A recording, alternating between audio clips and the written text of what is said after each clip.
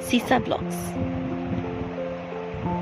Hi, welcome to Sisa Vlogs.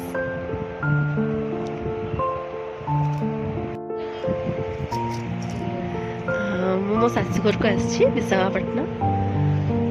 ଆଜି ଆମର ପୂଜା ହେଉଛି ବରମହାଲକ୍ଷ୍ମୀ ପୂଜା। ଚାଲନ୍ତୁ ଦେଖିବା ଆଉ କେମିତି ପୂଜା ହେଉଛି, କ'ଣ ପ୍ରିପାରେସନ୍ସ ରହୁଛି, କେମିତି କ'ଣ ପୂଜା ହେଉଛି ଦେଖନ୍ତୁ ଆଉ ଏନ୍ଜୟ କରନ୍ତୁ। ଏଇଟା ହେଉଛି ଆମର ହଲ୍, କେତେ ସୁନ୍ଦର ଡେକୋରେସନ୍ ହେଇଛି। ଏଇଠି ମାଙ୍କର ପୂଜା ସରିଗଲାଣି।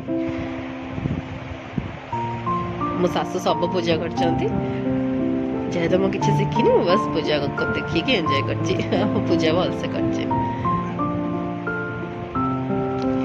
ଏଇଟା ହେଉଛି ଆମର କମ୍ପ୍ଲିଟ୍ ଘର, ତାର ଆଉଟର ଲୁକ୍ଟା।